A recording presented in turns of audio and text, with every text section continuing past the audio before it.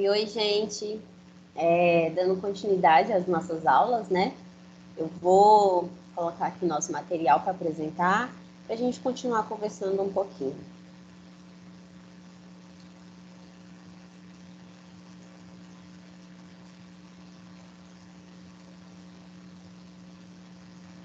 Então, vamos lá, né?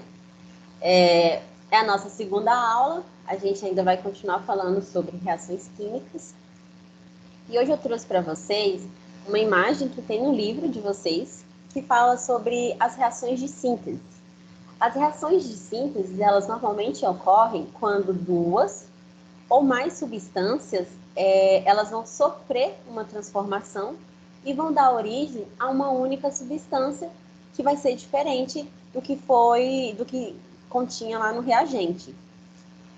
Normalmente, as reações de síntese, elas vão liberar energia. O livro de vocês, eles trazem vários exemplos dessas reações, né? E a que a gente vai dar ênfase hoje vai ser a reação de combustão completa do carbono grafita. A reação de combustão, ela vai ocorrer da seguinte maneira: o carbono grafita mais o gás oxigênio, eles vão reagir e vai formar gás carbônico, vai formar gás carbônico mais calor. Então, as reações de combustão, normalmente elas são realizadas para obtenção de energia térmica, para geração de energia mecânica, elétrica, aquecimento e assim por diante. Um exemplo bem cotidiano que a gente tem de uma reação de combustão é a churrasqueira.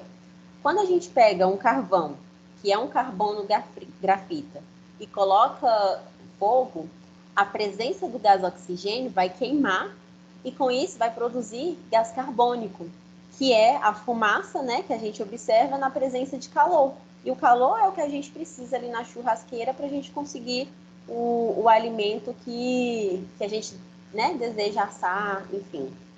Então, gente, eu quero que vocês entendam que a reação de combustão, ela nada mais é do que uma queima.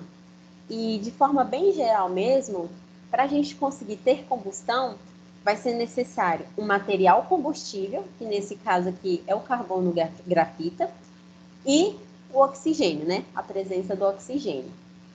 Aí eu trouxe aqui para vocês um exemplo bem clássico, que é a tríade do fogo, né? O que seria essa tríade do fogo? Bom, o fogo, ele nada mais é do que uma reação química. E a gente chama de combustão. Por quê? Porque ele libera luz e calor. A teoria do fogo, antes, era considerado 3 elementos básicos necessários, né, para que houvesse combustão. Quais são esses elementos? O combustível, o comburente e o calor. Então, esse triângulo aqui era denominado como tríades do fogo. Mas, recentemente, um quarto elemento, ele também passou a ser considerado como fundamental para a combustão, que é a reação química em cadeia. E aí, o tríades do fogo passou então a ser chamado de tetraedro do fogo. Por quê, professora? Bom, a reação química em cadeia, gente, só o combustível, o comburente e o calor isoladamente, eles não vão produzir fogo. Mas a interação que vai ocorrer entre esses elementos realiza uma reação química em cadeia e aí sim gera uma combustão, beleza? Aí o livro de vocês também traz um pouco sobre reações de análise. As reações de análise também vão ocorrer quando, nesse caso aqui, as reações de análise elas vão ocorrer quando uma única substância vai sofrer uma reação química e aí essa substância ela vai dar origem a 2 ou mais substâncias diferentes.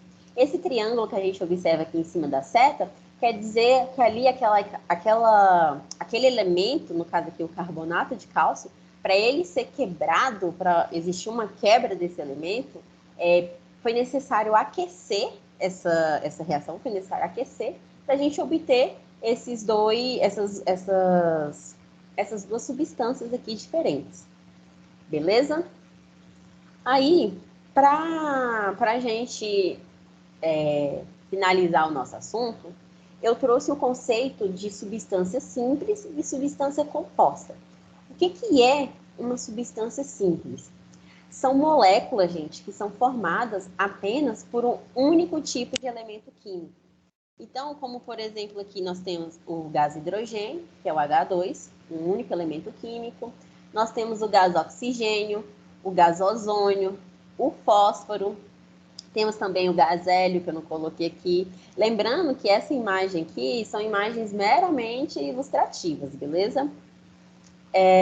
E substâncias compostas são aquelas moléculas que são formadas por dois ou mais tipos de elementos químicos diferentes. Então, aqui eu trouxe como exemplo o gás clorídrico, né, o nosso ácido clorídrico, o HCl. Aqui não está escrito embaixo, mas é amônio, NH3. Nós temos a água, né, bem famosa, H2O. O gás carbônico, que também é chamado de dióxido de carbono. Então, gente, uma substância simples, né, de forma bem geral, uma substância simples é quando ela é formada por um único tipo de elemento químico, como a gente viu aqui nos exemplos, e a substância composta é quando ela é formada por dois ou mais elementos químicos diferentes. Beleza? Aí, as próximas aulas, a professora Thaís vai conversar um pouquinho com vocês. Qualquer dúvida, vocês podem estar mandando aqui na plataforma, que a gente vai responder vocês. E espero que vocês tenham gostado. E é isso, gente. Beijos.